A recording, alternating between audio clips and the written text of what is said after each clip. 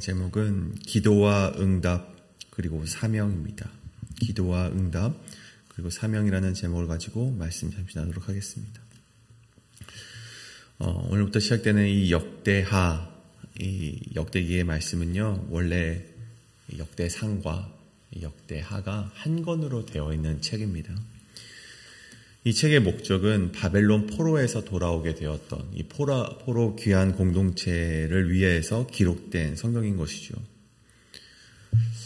그런데 우리가 살펴보건대 이미 사무엘서와 그 열왕기서에서 이스라엘의 왕정의 역사를 자세히 기록을 해놓았는데 성경은 또다시 이 역사에 대해서 또다시 되풀이하며 쓰고 있는가?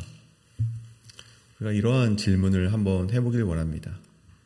왜 또다시 성경은 비슷한 역사를 기록을 해놓았을까? 아마도 그 이유를 잘 설명해 주는 것은 아마 복음서가 쓰여진 이유와 같다고 저는 말씀드리고 싶습니다. 이 복음서는 4가지가 있습니다. 마태, 마가, 누가, 요한의 복음서가 있죠.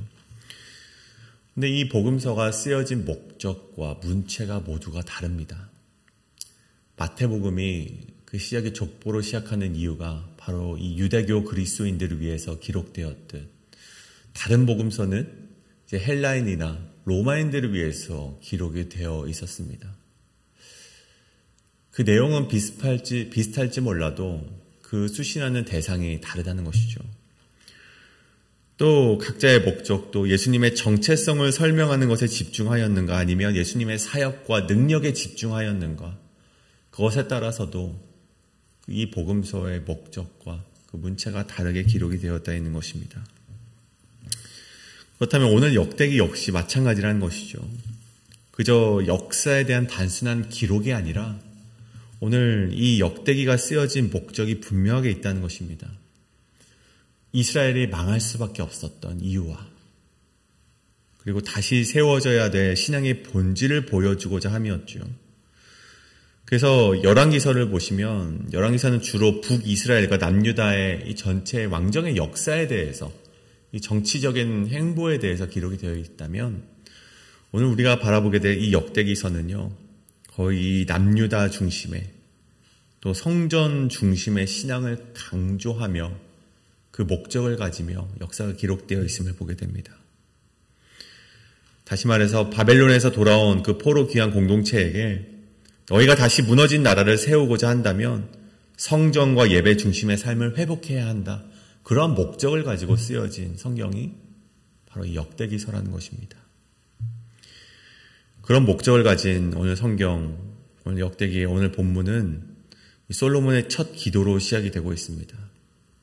그래서 우리가 이 첫 기도를 바라보실 때 단순히 한 왕의 성공적인 출발 이야기로 인식하고 넘어가시기보다는 포로 귀환 후에 다시 재건을 해야만 하는 이스라엘 백성들에게 다윗의 아들 솔로몬처럼 하나님께 먼저 지혜를 구해야만 우리가 올바른 나라를 재건할 수 있을 것이다.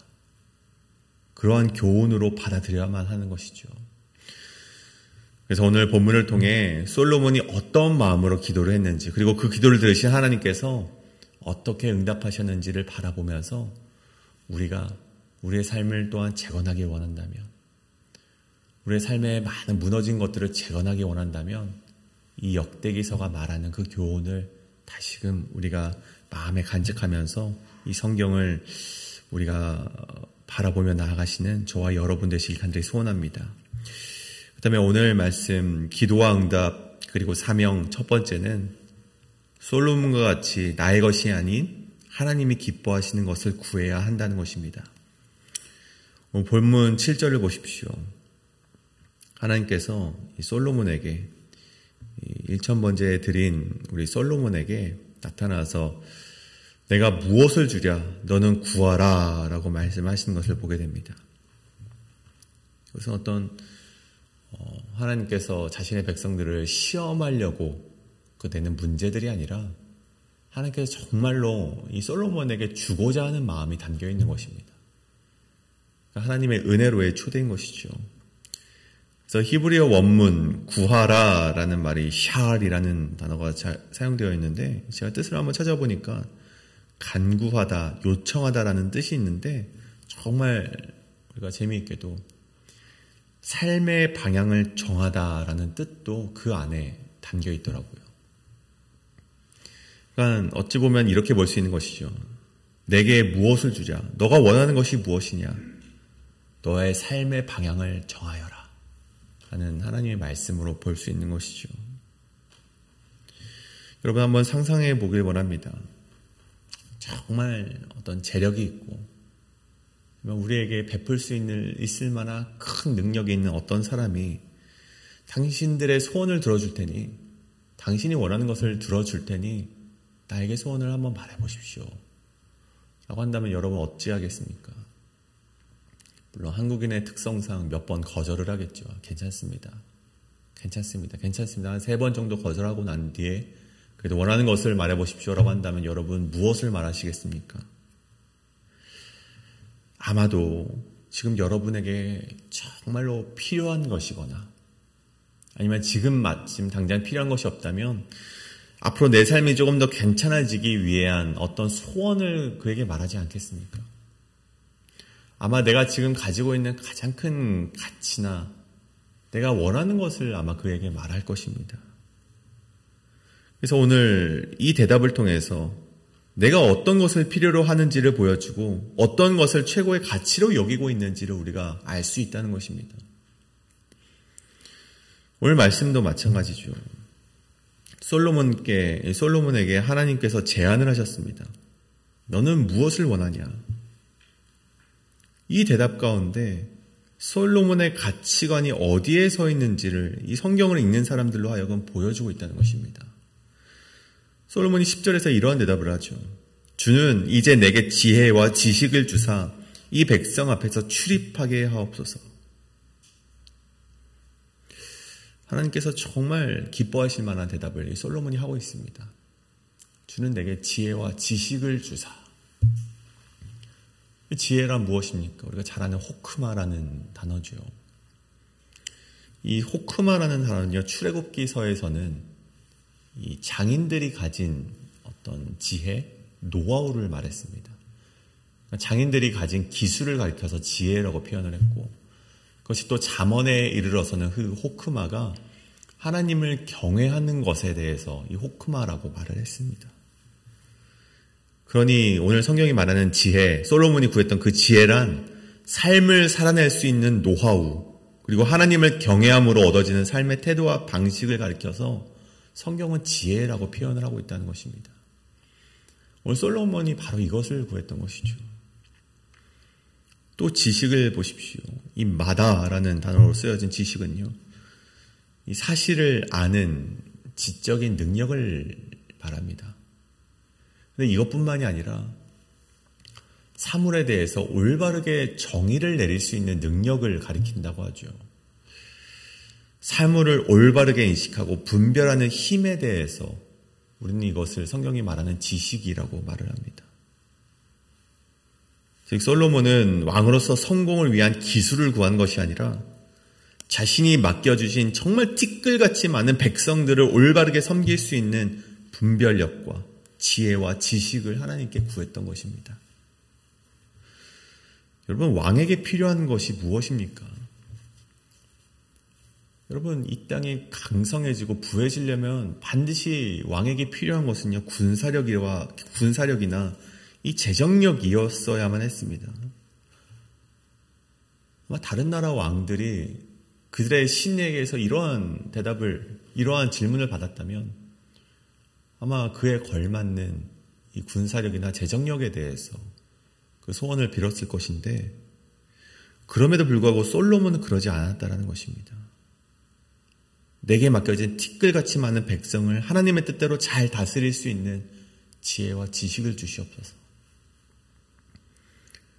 여러분, 이것이 바로 참된 지도자의 기도이고 회복을 원하는 자들의 기도여야만 한다는 것입니다. 이스라엘이 멸망을 하고 다시 재건해야 되는 그러한 상황 속에서 그들에게 무엇보다 필요한 것은 바로 이러한 마음이었습니다. 여러분, 신앙이라는 것이 바로 내가 원하는 것을 구하는 것이 아니라 하나님이 원하시는 것을 구하는 것. 또 내게 맡겨주신 사명에 잘 감당할 수 있는 그러한 능력을 구하는 것이 바로 우리가 구해야 될 하나님을 향한 그런 기도여야 한다는 것입니다. 많은 사람들은요, 기도를 하면서도 결국 자기의 욕심을 구하곤 합니다. 열심히 기도를 하다가, 열심히 중보 기도를 하고 또 하나님의 의를 구하는 것처럼 기도를 하다가 그 본색은 뒤에 가서는 건강을 구하고 부를 구하고 성공을 원하고 안전을 위한 기도를 끝내 포기하지 못하고 계속해서 기도를 하죠. 그런데 그것은 모두 부수적인 것이라고 하나님께서 우리에게 말씀하시지 않았습니까? 하나님이 먼저 원하시는 것은 그의 나라와 그의 의를 구하는 것이었죠. 솔로몬이 구했던 것 같이 자신에게 맡겨진 사명을, 자기에게 맡겨진 티끌 같은 백성을 잘 다스리기 위한 지혜와 지식을 구했다는 것입니다. 사랑하는 성도님, 오늘 우리의 기도는 무엇을 향하고 있으십니까?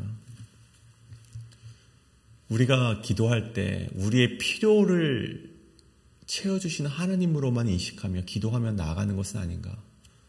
우리가 이 시간 다시금 되돌아보길 원합니다. 오늘 솔로몬의 기도를 통해서 우리가 다시금 우리의 기도의 방향을 재점검하기를 간절히 소원합니다.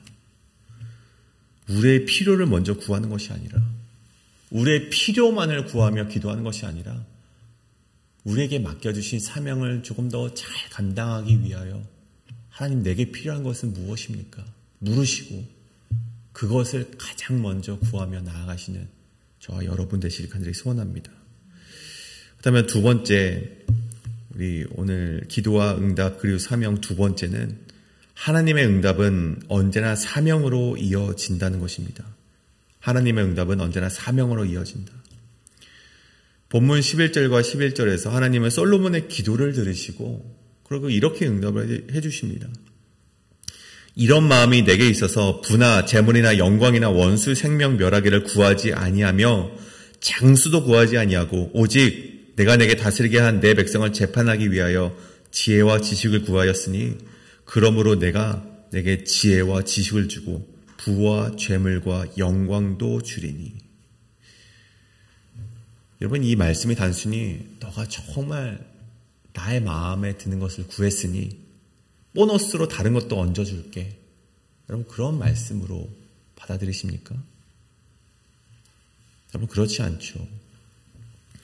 하나님께서는 솔로몬의 중심을 보셨고 그가 구한 지혜가 올바른 목적을 가졌기 때문에 솔로몬이 가진 왕이라는 사명을 잘 감당할 수 있는 환경과 자원을 솔로몬에게 더해 주셨다는 말씀으로 받아들여야만 합니다. 다시 말해 기도의 응답은 하나님께서 우리에게 주신 사명을 잘 감당할 수 있도록 주시는 하나님의 은혜라는 것입니다. 근데 많은 사람들은요, 하나님께서 주시는 응답을 나의 소원의 성취로 여기곤 합니다. 하나님께 기도를 해서 건강이 회복되면 그래, 내가 이제부터 다시금 자유롭게 살 수 있게 되었어.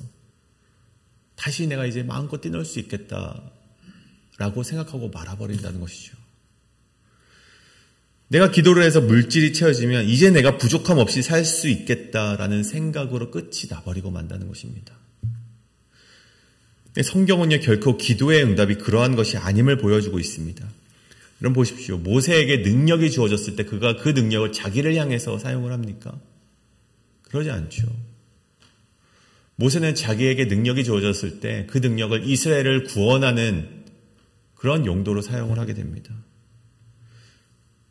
다윗에게 왕권이 주어졌을 때 그는 자신의 이름을 드높이는 것으로 그 왕권을 사용했던 것이 아니라 하나님의 나라를 공의로 세우라는 책임을 가지며 그 뜻에 맞게 살아가고자 했다는 것이죠. 마찬가지로 솔로몬이 받은 지혜 역시 개인적인 영광이 아니라 하나님의 백성을 정의롭게 다스리기 위한 소명이 되었다는 것입니다. 근데 후에 다시금 얘기하겠지만 사실 솔로몬은요, 그 끝이 그렇게 좋게 끝난 것이 아님을 우리는 알고 있습니다. 오늘 본문 후반부만 봐도 마찬가지죠. 14절과 17절에 보시면 솔로몬은 병거와 마병을 모으고 은금을 산처럼 쌓고 애굽과 무역을 하며 점차 이 불을 확대해 나갑니다. 물론 이것은 하나님께서 주신 축복의 그 영광의 장면을 보여주는 장면이기도 하지만 이 동시에 위험의 징조이기도 했습니다. 하나님이 주신 응답은, 하나님께서 우리에게 내려주신 그 축복의 응답은 그 사명을 위해서만 쓰여야 하는데, 시간이 흐를수록 솔로몬은 그 점차 그 자원들을 자기를 과시하는 데 사용을 하고 적들이 쳐들어오지 못하게 동맹하는 데 사용되었다는 것이죠. 오늘 역대기를 저술했던 저자는요, 이 장면을 단순히 어떤 성공담으로, 솔로몬의 성공담으로 기록을 해놓지 않습니다.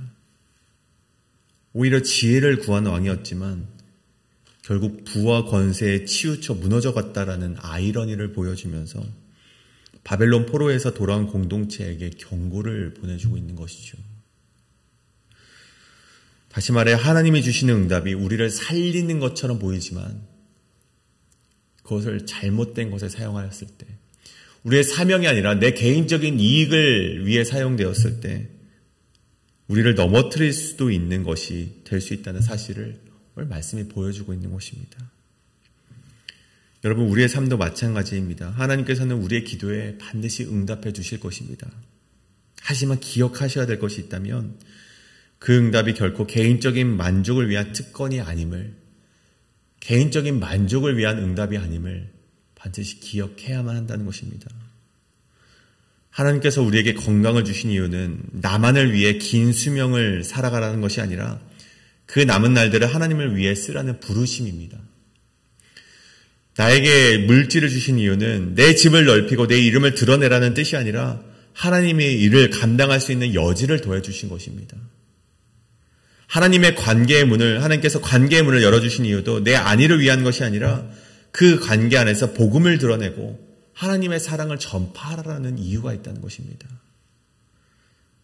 여러분, 기도의 응답은 이제 끝났다, 내가 하나님의 축복을 받았으니 이제 내 뜻대로 살아갈 수 있겠다라는 끝이 아니라 시작인 것임을 기억해야만 합니다.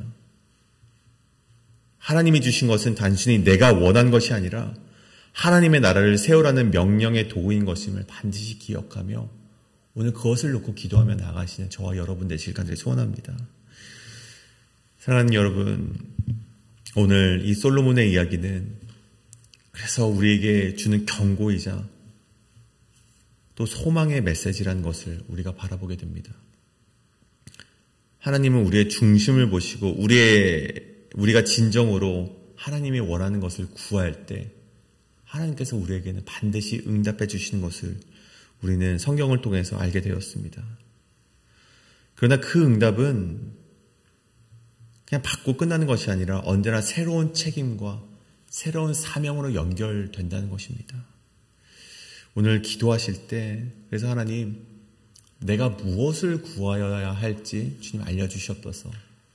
주님 아버지, 내게 주신 사명 가운데 이 사명을 어떻게 하면 더 잘 이루어 나갈 수 있을지 주님 알려주시옵소서. 그리고 그것을 놓고 내가 기도하오니 나에게 필요한 것을 나에게 허락하여 주시옵소서라고 기도하시고 그 응답 받으셨을 때 그것을 자만하지 않고 그 응답받은 것으로 끝나지 않고 그것을 베풀며 그 응답받은 나의 하나님의 축복을 많은 이들과 함께 공유하며 우리가 이 교회를, 이 땅을 더욱더 이 풍성한 하나님의 나라로 만들어 가시는 저와 여러분이 되시길 간절히 소원합니다. 이 시간 이것을 놓고 함께 기도하며 나아가시도록 하겠습니다. 기도합니다.